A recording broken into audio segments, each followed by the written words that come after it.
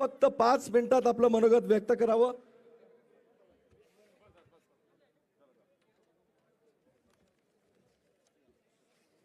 आज छत्रपती संभाजीनगर या ऐतिहासिक नगरीमध्ये भारतीय जनता पार्टीचे राष्ट्रीय अध्यक्ष जे पी नड्डाजी तसेच प्रदेशाध्यक्ष माननीय चंद्रशेखर बावनकुळेजी, राष्ट्रीय सहसचिव माननीय जयप्रकाशजी यांचं मी मनापासून प्रथम स्वागत करतो. आज संभाजीनगर लोकसभेच्या या भागातील बैठकीसाठी माननीय राष्ट्रीय अध्यक्ष मुद्दाम आलेले आहेत. त्या निमित्तानं व्यासपीठावर उपस्थित असलेले रावसाहेब पाटील दानवे, अतुलजी सावे, पंकजाताई, विजयाताई, बागडेनाना, प्रशांत बम, माननीय चित्रा वाघ, आदरणीय व्यासपीठ आणि जमलेल्या सर्व बंधू आणि भगिनींनो, आपण आझादी का अमृत महोत्सव संपूर्ण भारत देशभर मागच्या वर्षी साजरा केला, पण मराठवाडा हा मात्र 1 वर्ष 1 महिना 2 दिवसांनी स्वतंत्र झाला होता. म्हणून मराठवाड्यामध्ये आझादी का अमृत महोत्सव आपण साजरा करत आहोत. या निमित्तानं मला सांगावंसं वाटतं की संभाजीनगर जिल्हा ही संतांची भूमी आहे. यामध्ये संत एकनाथ असतील, संत ज्ञानेश्वर असतील, संत जनार्दन स्वामी असतील, या पार्श्वभूमीवर असलेला हा संभाजीनगर जिल्हा महत्त्वाचा आहे. तसेच संभाजीनगर हे मराठवाड्याची राजधानी सुद्धा आहे. या संभाजीनगर शहराला ऐतिहासिक महत्त्व आहे आणि ते महत्त्व म्हणजे एलोरा अजिंठा केव्ज असतील, दौलताबाद फोर्ट असेल किंवा कृष्णेश्वर टेम्पल असेल. या संभाजीनगर जिल्ह्यामध्ये मागच्या 4 टर्म पासून शिवसेना भारतीय जनता पार्टी युतीचा खासदार होता आणि या खासदारकीच्या वेळेस आम्ही युतीमध्ये लढलो आणि युतीमध्ये लढून प्रत्येक वेळेस खासदार निवडून कसा येईल त्यासाठी आम्ही प्रयत्न केले. 2019ला युतीमध्ये निवडणुका झाल्या आणि निवडणुका झाल्यानंतर ज्या हिंदुत्वासाठी मतदारांनी मतदान केलं होतं त्या शिवसेनेने भारतीय जनता पार्टीला दगा दिला, हिंदुत्वाला रामराम ठोकला आणि हिंदुत्वाला रामराम ठोकून महाविकास आघाडी तयार करून खुर्चीसाठी आणि सत्तेपायी हिंदुत्वाला दगा देऊन या महाविकास आघाडीची स्थापना झाली. महाविकास आघाडीची स्थापना होऊन या महाराष्ट्राला यांनी 10 वर्ष मागे केलं. कारण मागचे 2.5 वर्ष जर पाहिले असतील तर या 2.5 वर्षाच्या काळामध्ये या सरकारचं हे स्थगिती देण्याचं काम होतं, कुठलाही धोरणात्मक काम केलं नाही. माननीय मुख्यमंत्री देवेंद्रजी फडणवीस असताना जलयुक्त शिवार असेल, मराठवाडा वॉटर ग्रिड असेल, मराठवाडा विकास महामंडळ असेल किंवा संभाजीनगरच्या. नमस्कार.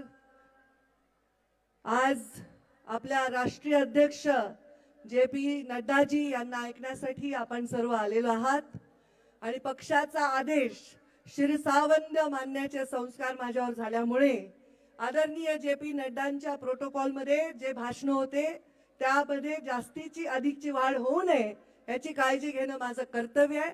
म्हणून मी आपला भाषणाचा वेळ बिलकुल आपला घेणार नाही. फक्त मी नववर्षाच्या सर्वांना शुभेच्छा देते आणि JP नड्डाजी हे नववर्षाच्या निमित्ताने पहिल्यांदा ज्या लोकसभा आपण कधीही लढलेलो नाही त्या लोकसभांना लढून जिंकण्याचा संकल्प घेऊन आपल्या शहरामध्ये आले आहेत. त्यांचा आपण सगळ्यांनी टाळ्या वाजवून, आता हात वर करा, टाळ्या वाजवा आणि एक घोषणा माझ्या बरोबर द्या, भारतीय जनता पार्टीचा, भारत माता की. धन्यवाद. जय हिंद, जय महाराष्ट्र. धन्यवाद पंकजाताई. यानंतर मी आदरणीय रावसाहेब दानवे पाटील यांना विनंती करतो की आपण आपलं मनोगत व्यक्त करावं.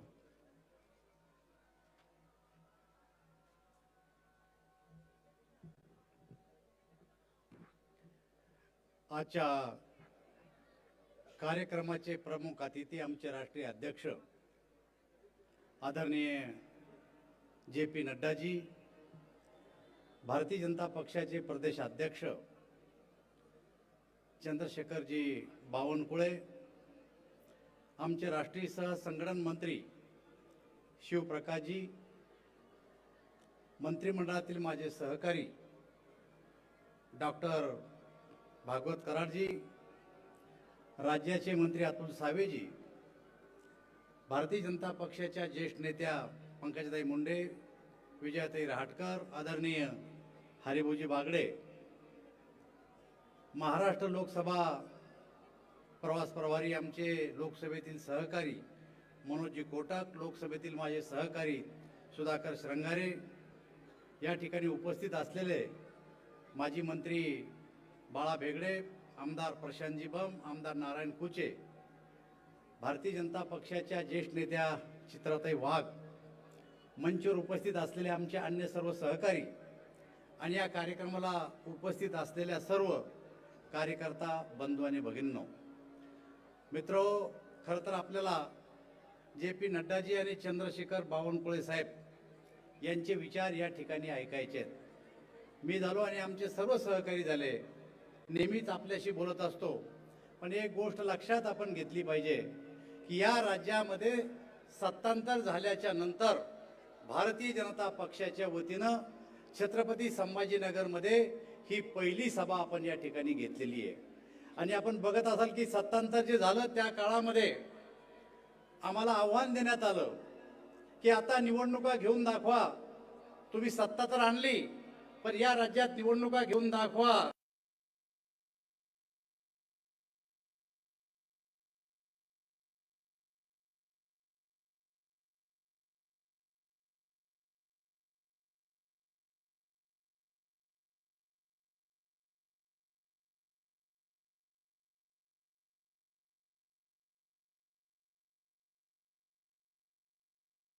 आपण बघितलं असेल की या राज्यामध्ये ग्रामपंचायतीच्या निवडणुका झाल्या. या निवडणुकीमध्ये सगळ्यात मोठा पक्ष जर राज्यात कोणता ठरला असेल तर महाराष्ट्र की जनता माननीय प्रधानमंत्री मोदी जी को कार्ड लिखकर, पत्र लिखकर हम धन्यवाद मोदी जी का नेतृत्व में, धन्यवाद मोदी जी का अभियान हम इस महाराष्ट्र में कर रहे हैं.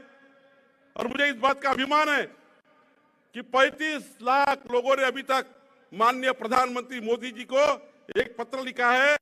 धन्यवाद मोदी जी. मुझे इस बात का अभिमान है कि आदिवासी जिला जो नंदुरबार है, वह आदिवासी जिलों में माननीय अध्यक्ष जी 75,000 आदिवासी महिलाओं ने लेटर लिखा है कि माननीय मोदी जी, आपने हमारे आदिवासी समाज की शिक्षिका जो हमारे देश की राष्ट्रपति बनी, उनको आपने राष्ट्रपति बनाया, द्रौपदी जी को आपका बहुत बहुत धन्यवाद व्यक्त करते हैं. 75,000 महिलाओं ने, आदिवासी महिलाओं ने माननीय मोदी जी को पत्र लिखा है. हमारे महाराष्ट्र की जनता फ्रेंड्स ऑफ बीजेपी के माध्यम से मोदी जी से जुड़ना चाहती है. मोदी जी के नेतृत्व में भारतीय जनता पार्टी का मित्र बनना चाहती है.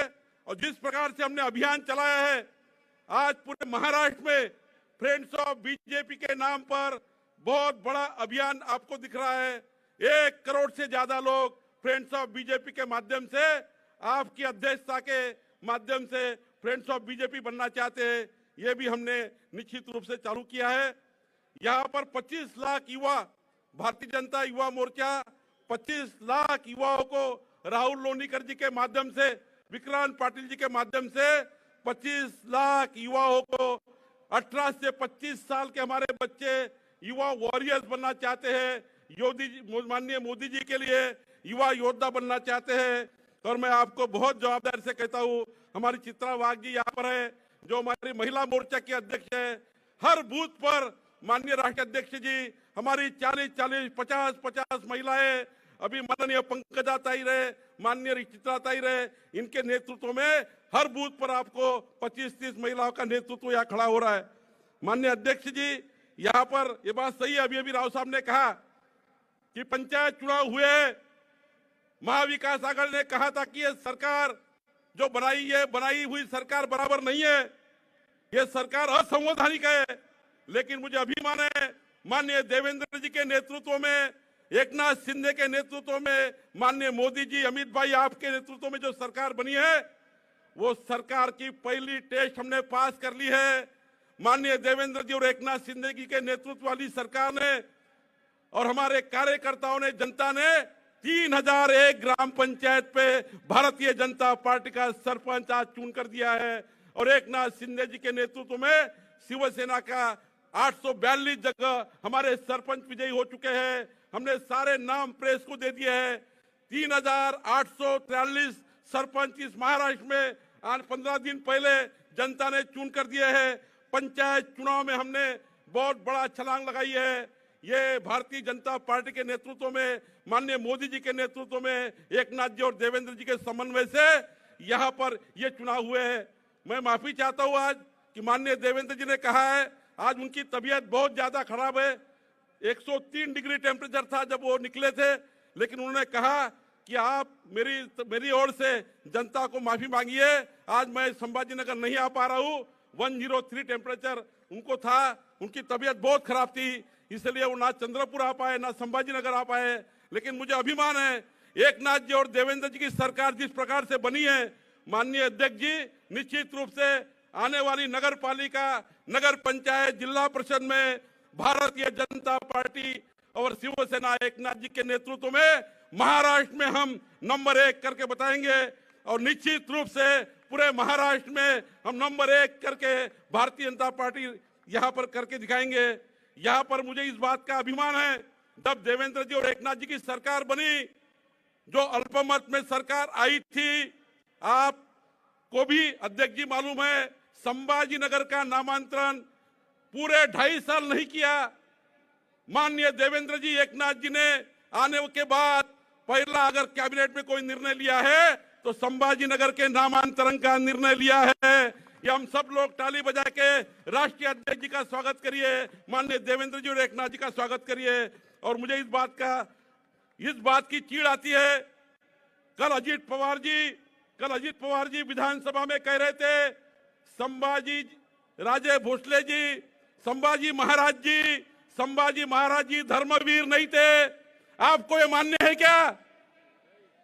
आपको ये मान्य है क्या? अजीत पवार जी का हम बहुत निषेध करते हैं। अध्यक्ष जी, पूरे महाराष्ट्र में और पूरे जिलों में आंदोलन हुआ, बारामती में आज आंदोलन हुआ, जनता चिड़ी हुई है।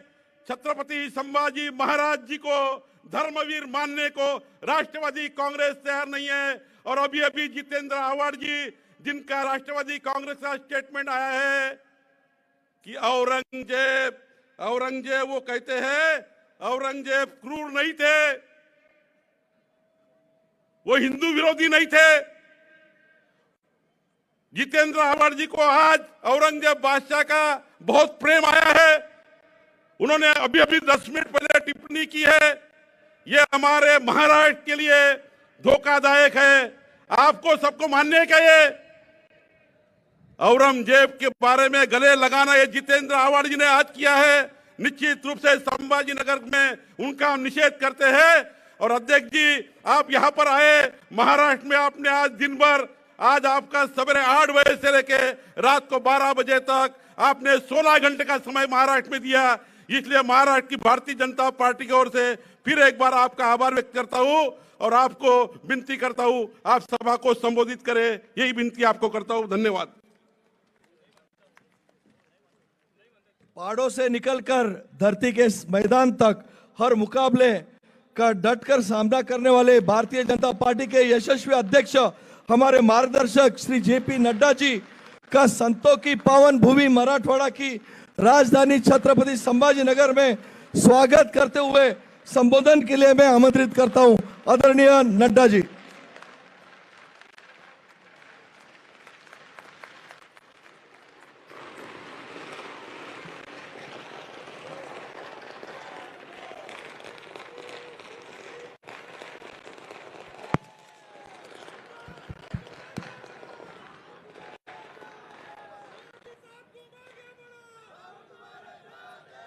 आज के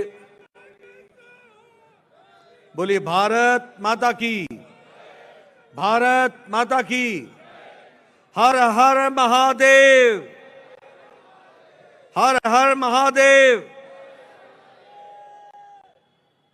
आज के इस जनसभा में मंच पर उपस्थित हमारे भारतीय जनता पार्टी के जुझारू, कर्मशील और संवेदनशील अध्यक्ष श्री चंद्रशेखर बावनकुले जी, हमारी राष्ट्रीय मंत्री, मध्य प्रदेश में सह प्रभारी बहन पंकजा ताई मुंडे जी, हमारे केंद्रीय मंत्री राव साहब दानवे जी, केंद्र में हमारे मंत्री भागवत कराड़ जी, हमारे विजय राहतकर जी राष्ट्रीय मंत्री, और अतुल सावे जी विधायक औरंगाबाद पूर्व, हमारे संगठन को चालना देने वाले ऐसे हमारे राष्ट्रीय सह संगठन मंत्री श्री प्रकाश जी, हरिभाव जी, हमारे सांसद मनोज कोटक जी, संजय केणेकर जी, शिरीष जी, विजय जी, हमारे प्रशांत जी, बसवराज जी, प्रवीण घुगे जी, मनोज जी, इंद्रीश जी, बापू जी, सम्मानित मंच, सभी यहाँ मंच पर सम्मानित सज्जन वृंद, और यहाँ इतनी बड़ी संख्या में संभाजी नगर में आए हुए देवी और सज्जनों, मीडिया के मेरे साथी, प्रिंट मीडिया और इलेक्ट्रॉनिक मीडिया के मेरे साथी, सबसे पहले तो मुझे इस वीर भूमि पर, जो छत्रपति शिवाजी महाराज की पवित्र भूमि है, उसमें आने का सौभाग्य मिला। मैं वीर छत्रपति शिवाजी महाराज से प्रेरणा लेकर नमन करके अपनी बात को प्रारंभ करता हूं। मैं जब संभाजी नगर आया हूं तो मुझे घृष्णेश्वर ज्योतिर्लिंग को भी नमन करते हुए, इस पवित्र भूमि, पुण्य भूमि को नमन करते हुए भी मैं अपनी बात को प्रारंभ करता हूं। ये वीरों की भूमि है। अगर हम याद करें तो 1857 में आजादी की लड़ाई में यही संभाजी नगर से लगभग 24 हमारे स्वतंत्रता सेनानियों ने अपना बलिदान भी दिया, योगदान भी किया और लड़ाई को आगे बढ़ाने का काम किया। मित्रों, जब मैं यहां आया हूं तो एक ऐसा समय है जब महाराष्ट्र में सरकार बदली गई है और एक विकास की ओर बढ़ने वाली सरकार एकनाथ शिंदे जी के नेतृत्व में देवेंद्र जी के सहयोग के साथ आगे बढ़ रही है। बीच में एक छोटा सा कालखंड आया जो महाविकास अघाड़ी के नाम पर महाराष्ट्र को महाविनाश की ओर ले गया। विकास के काम रुक गए, परिवारवाद हावी हो गया, भ्रष्टाचार चरम सीमा पर हो गया और लोगों के जनहित के काम रुक गए। लेकिन आज मुझे खुशी है कि जब मैं महाराष्ट्र में आया हूं तो फिर से विकास के कार्यों को ताकत देकर के आगे बढ़ाने का काम चल रहा है। और मुझे इस बात की भी खुशी है कि आज जब दुनिया में एक तरीके से कई तरह के संकट आए हैं तो हम गौरव के साथ ये कह सकते हैं कि प्रधानमंत्री मोदी जी के नेतृत्व में इन मुसीबतों में भी देश पूरी ताकत के साथ आगे विकास की ओर छलांग लगाता हुआ बढ़ रहा है। इस बात को भी हमको समझना होगा। और मैं ये कहने के लिए नहीं कह रहा हूं, सिर्फ इसलिए नहीं कह रहा हूं कि प्रधानमंत्री मोदी जी हमारे नेता हैं, हमारे पार्टी के नेता हैं। आज आप देखिए, मैं कोरोना की अगर बात करूं तो आपके सामने चाइना की तस्वीर आपके सामने है। मैं कोरोना की बात करूं तो अमेरिका जैसे शक्तिशाली देश के स्वास्थ्य सेवाएं भी लड़खड़ा गई, चरमरा गई। आप कोरोना की बात करें तो यूरोप भी एक तरीके से अपने आप को मजबूर रूप में देखता रहा जब कोरोना आगे बढ़ा था। लेकिन हम ये गौरव के साथ कह सकते हैं, और मैं यहां दृश्य देख रहा हूं, आप सब लोग इतनी बड़ी संख्या में बैठे हैं, सब बहुत नजदीक नजदीक बैठे हैं। किसी के चेहरे पर मास्क नहीं है आज। ये ताकत अगर मुझे हम लोगों को दी है तो प्रधानमंत्री मोदी जी ने 220 करोड़ वैक्सीन, 220 करोड़ टीकाकरण, 130 करोड़ की जनता को डबल डोज विथ बूस्टर लगा करके ताकत प्रदान की है। इस बात को भी हमको ध्यान में रखना चाहिए। मैं बार बार चर्चा करता हूं कि कोरोना के दृष्टि से देखा जाए, मैं पूर्व स्वास्थ्य मंत्री रहा हूं। आपसे मैं चर्चा करना चाहता हूं। इस देश में टेटनस की दवा को आने में 25 साल लग गए। इस देश में ट्यूबरक्लोसिस की दवा को आने में 25 साल लग गए। इस देश में स्मॉल पॉक्स की दवा को आने में 28 साल लग गए। इस देश में पल्स पोलियो का नेशनल प्रोग्राम बनने में 30 साल लग गए। इस देश में जापानीज इंसेफेलाइटिस की दवा को आने में 100 साल लग गए। 1906 में दवा बनी थी जापान में और 2006 में भारत में आई थी। लेकिन कोरोना 2020 की जनवरी में 20 को आया। 2020 के अप्रैल को प्रधानमंत्री जी ने टास्क फोर्स बनाया। भारत सरकार की ओर से दवाई की कंपनियों को रिसर्च करने के लिए पैसा भी दिया, व्यवस्था भी की, और 9 महीने के अंदर एक नहीं 2 वैक्सीन बना करके भारत आगे खड़ा हो गया। यह भी याद करना चाहिए। और आप शायद भूल जाते हैं कि जब यह वैक्सीन बनी थी तो यही विपक्ष के लोग, यही कांग्रेस के लोग, यही समाजवादी लोग कहते थे ये भाजपा का टीका है, ये मोदी टीका है, ये मत लगाओ। वो ये भी कहते थे कि इसका ट्रायल नहीं हुआ है।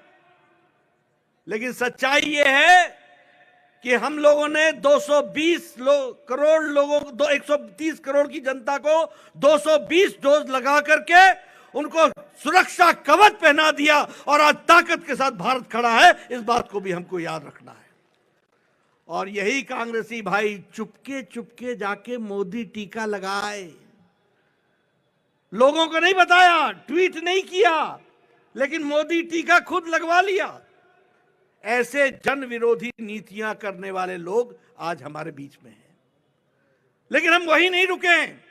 आज भारत इलेक्ट्रॉनिक्स में, मैन्युफैक्चरिंग में 7 गुना बढ़ चुका है। आज भारत इलेक्ट्रॉनिक्स के एक्सपोर्ट में 6 गुना बढ़ चुका है। आज भारत डिफेंस के एक्सपोर्ट्स में 4 गुना बढ़ चुका है। आज भारत केमिकल्स के सप्लाई में, एक्सपोर्ट में दुनिया का दूसरे नंबर का देश बन गया है। आज भारत फार्मास्यूटिकल्स में दुनिया की फार्मेसी बन गया है। आज भारत स्टील में दूसरे नंबर पर आकर के खड़ा है। 8 साल पहले भारत में 92% मोबाइल बाहर से आता था। आज भारत 97% मोबाइल भारत में बना रहा है। यह भारत की बदलती तस्वीर है। और मित्रों, जब देश आर्थिक संकटों में घिरा है, उस समय भारत, जिस देश ने हमारे ऊपर 200 साल राज किया, ब्रिटानिया, उसको पिछाड़ करके भारत दुनिया की 5वीं नंबर की अर्थव्यवस्था बन रही है, 5वीं नंबर की इकोनॉमी बन गई है। इसलिए मित्रों, जब मैं सारी बातें आपके सामने कहता हूं तो गर्व से यह भी महसूस होता है कि विपरीत परिस्थिति में किस तरीके से भारत ने अपने आप को आगे बढ़ाया है। और उसी तरीके से अगर हम बात करें, यूक्रेन का युद्ध हुआ, कौन सा ऐसा देश था जिसने अपने लोगों को वापस लाने की व्यवस्था की? क्या अमेरिका ने की? क्या पाकिस्तान ने की? क्या चीन ने की? क्या श्रीलंका ने की? क्या बांग्लादेश ने की? कौन सा ऐसा देश था? लेकिन हमें यह फक्र होता है कि भारत के यशस्वी प्रधानमंत्री जी ने एक समय में पुतिन से बात की, एक समय में ज़ेलेंस्की से बात की, युद्ध को रुकवाया और 32,000 विद्यार्थी वापस सुरक्षित हमारे देश के अंदर लाने का काम किया है। इसलिए मित्रों, अगर हम विकास की कहानी कहें तो ध्यान में आता है कि देश बहुत तरीके से आगे बढ़ने का काम किया है। और यहां मैं ये भी कहना चाहूंगा कि जहां तक आम नागरिक का सवाल है, महिलाओं का सवाल है। हमारी योजना क्या है? गांव, गरीब, वंचित, पीड़ित, शोषित, दलित, महिला, युवा, किसान, समाज के अंतिम पायदान में खड़ा व्यक्ति, उसको मजबूती देने का हमारा काम है। और फिर हम कहने के लिए नहीं कहते हैं, इस देश में 11 करोड़ बहनें ऐसी थी जिनके पास गैस का चूल्हा नहीं था। आज मोदी जी ने उनको गैस का चूल्हा भी दिया, सिलेंडर भी दिया और उनको स्वाभिमान के साथ खड़ा होने के लिए उनकी ताकत को बढ़ाया। कैसा देश था भारत? 70 साल की आजादी हो गई और हमारे यहां घर में शौचालय नहीं था और इनकी संख्या कितनी थी? 12 करोड़। इसका मतलब 12 करोड़ बहनें अपने दैनिक नित्य क्रम के लिए घर से बाहर खेतों में जाया करती थी। कैसा देश था? लेकिन प्रधानमंत्री मोदी जी ने 12 करोड़ इज्जत घर बनाकर 12 करोड़ बहनों को इज्जत देने का काम किया, तो नरेंद्र मोदी जी ने किया। यह सौभाग्य योजना, 18,000 गांव में बिजली नहीं। कितनी संख्या? 18,000। 2.5 करोड़ लोगों के घर में बिजली नहीं। 2.5 करोड़ लोगों को बिजली देने का काम किया। उजाला योजना, उज्ज्वला योजना, सौभाग्य योजना, स्वच्छता अभियान, ये सारी योजनाएं एक तरीके से भारत को मजबूती ला रही हैं। मैं यहां यह भी कहना चाहूंगा कि प्रधानमंत्री गरीब कल्याण अन्न योजना ये छोटी योजना नहीं है। इसके कारण भारत में अति गरीबी 1% से नीचे आ गई है, 1% से नीचे आ गई है। और 80 करोड़ की जनता को 5 किलो गेहूं या 5 किलो चावल, 1 किलो दाल ये देने का तय किया है। आपको जानकर खुशी होगी कि 7 करोड़ 30 लाख घरों को 7 करोड़ 30 लाख घरों को पानी की व्यवस्था की गई है। और हमारे यहां सांबाजी नगर में भी 1,18,000 घरों को पानी से जल, हर घर जल पहुंचाने का भी काम किया गया है। इसलिए मित्रों, फिर चाहे प्रधानमंत्री आवास योजना हो, 3 करोड़ 60 लाख घरों को घर बना करके दिए हैं। और उसी तरीके से प्रधानमंत्री किसान सम्मान निधि में 11 करोड़ 78 लाख लोगों को 2,000 रुपए हर चौथे महीने देने का काम किया है। इसलिए विकास की एक नई गाथा लिखी जा रही है। मैं यहां यह भी कहना चाहूंगा कि जब मैं महाराष्ट्र की बात करता हूं तो पिछले 12 दिसंबर को प्रधानमंत्री मोदी जी आए थे। उन्होंने 75,000 करोड़ रुपए के प्रोजेक्ट्स दिए थे, 75,000 करोड़ के प्रोजेक्ट्स दिए थे। और उसी तरीके से विकास की एक नई कहानी को लिखने का काम किया है। हर दृष्टि से, चाहे सड़क हो, चाहे इंफ्रास्ट्रक्चर हो, चाहे हाईवेज हो, चाहे एयरपोर्ट्स हो, चाहे रेलवे स्टेशन हो, हर दृष्टि से विकास की एक नई कहानी लिखने का काम किया है। और आज हमारी कोशिश है कि फिर से एकनाथ शिंदे और देवेंद्र जी की सरकार इस काम को आगे बढ़ाए। 12 मेडिकल कॉलेजेस महाराष्ट्र को दिए, all India institute of medical sciences दिया है, इंस्टीट्यूट्स पर इंस्टीट्यूट्स दिए जा रहे हैं ताकि विकास हो सके। और यहां मैं एक बात और भी कहना चाहूंगा कि चाहे इंफ्रास्ट्रक्चर ग्रोथ की बात हो, 191 किलोमीटर का मुंबई का मेट्रो हो, और उसी तरीके से मुंबई ट्रांस हार्बर लिंक जो कंप्लीट हो रहा है उसका काम हो, जल युक्त अभियान हो, ये सारे काम महाराष्ट्र की सरकार ने बहुत तीव्र गति से किए हैं। मैं यहां आपके सामने ऐसी बहुत लंबी लिस्ट रख सकता हूं जो विकास की दृष्टि से किए गए हैं, लेकिन आपका ज्यादा समय न लेता हुआ मैं 2-3 बातें कह करके अपनी बात को समाप्त करना चाहूंगा। मित्रों, एक बात हमको समझ लेनी चाहिए कि यह सरकार जो बनी थी, यह सरकार चुनाव के दौरान हम जब आए थे तो प्रधानमंत्री जी ने कहा था ऊपर नरेंद्र नीचे देवेंद्र, और इस बात को लेकर के हम आगे बढ़े थे। उद्धव ठाकरे जी ने भारतीय जनता पार्टी को धोखा देकर, कुर्सी की गद्दी के लालच में आकर उनके साथ जाकर के मिल गए जिनके खिलाफ बाला साहब देवरस सारी जिंदगी लड़ते रहे, वही कांग्रेसी और वही एनसीपी के साथ जाकर के मिल गए। और किस लिए मिले? कुर्सी के खातिर, विचारों को का बलिदान दे दिया। वैचारिक पृष्ठभूमि को भूल गए। जो राष्ट्रवादी ताकतों के साथ खड़े होते थे, उन लोगों ने नए चेहरे, नए नकाब, नए मुखौटे पहन करके वो खड़े हो गए। लेकिन आप जानते हैं, असली असली होता है, नकली नकली होता है। नकली रह गया, असली वापस आ गया और भारतीय जनता पार्टी के साथ मिलकर के फिर से राष्ट्रवादी तरीके से सरकार बनी है। और यह सरकार विकास के लिए बनी है। यह सरकार सबका साथ, सबका विकास, सबका विश्वास, सबका प्रयास के लिए बनी है। और मैं पूछना चाहता हूं, कौन सी मजबूरी थी उद्धव ठाकरे जी को कि पालघर के साधुओं की हत्या, जो निर्मम हत्या हुई थी, उसके केस को सीबीआई को देने में कौन रुकावट आ गई थी? किसने रुकावट दी थी? कहां चला गया तुम्हारा वैचारिक पृष्ठभूमि? कहां चली गई आपकी विचारधारा? अरे सत्ता के पीछे इतने मिट गए, इतने समाप्त हो गए, इतने छोटे हो गए। कहां ले जा रहे थे महाराष्ट्र को? यह दीगर बात है, यह अलग बात है, यह इतर बात है कि ऐसा होना नहीं था। क्योंकि सच्चाई सच्चाई होती है और सच्चाई फिर से स्थापित हुई है, इस बात को भी हमको याद रखना है। कैसा महाराष्ट्र हो गया था? आईपीएल के मैच हो सकते हैं, लेकिन दही हांडी नहीं हो सकती। आईपीएल के मैच हो सकते हैं, लेकिन गणेश उत्सव नहीं मनाया जा सकता है। आईपीएल के मैच हो सकते हैं, लेकिन दुर्गा पूजा पर इकट्ठा नहीं हुआ जा सकता। कैसा प्रदेश बन गया था? आज आपको इन सब चीजों से राहत मिल चुकी है। मैं यहां यह भी कहना चाहूंगा कि जिस तरीके से भ्रष्टाचार हुआ, वह भी आपके सामने है। और जब मैं भ्रष्टाचार की बात करता हूं, तो मैं हमेशा कहता हूं कि एक हमारा जैम था, जन धन आधार मोबाइल, यानी जनधन में अकाउंट खोलो, आधार से जोड़ो और मोबाइल से पेमेंट भी करो और अपने खाते में आपको सरकार की सुविधा मिलेगी। एक इनका भी जैम है, वो JAM क्या है? वो है जॉइंटली एक्वायर मनी। इकट्ठे होकर के तीन दुकानें खोल ली, तीन दुकानें।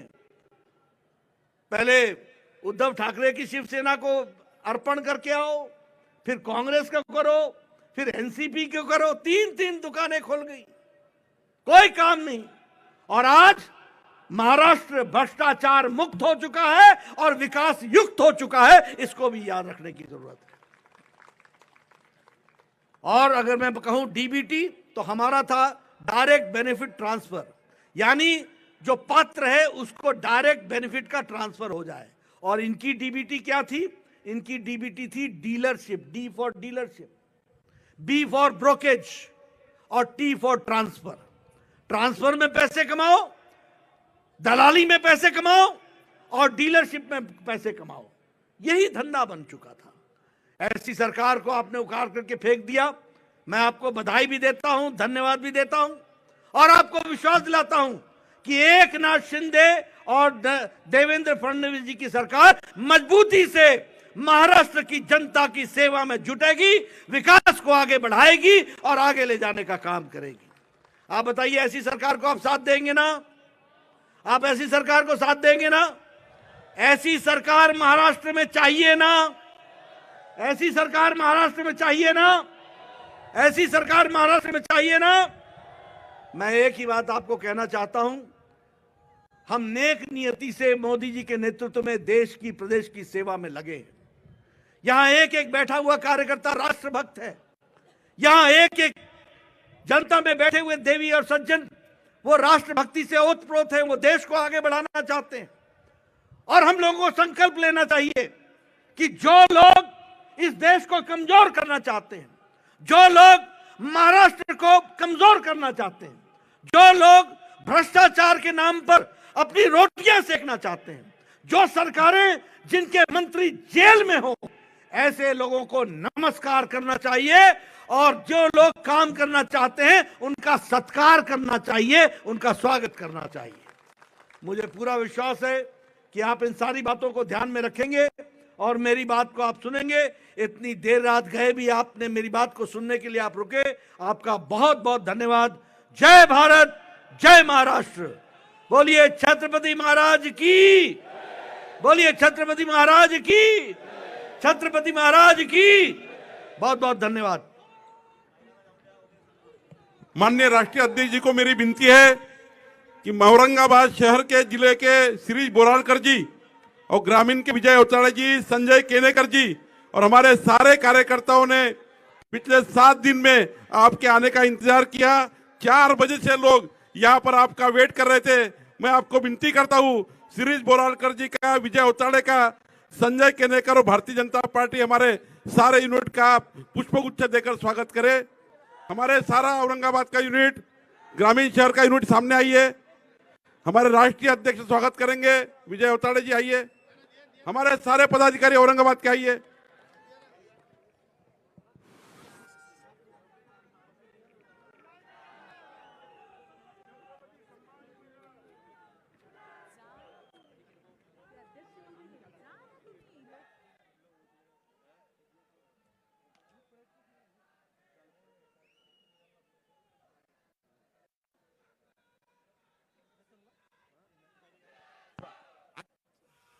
आजच्या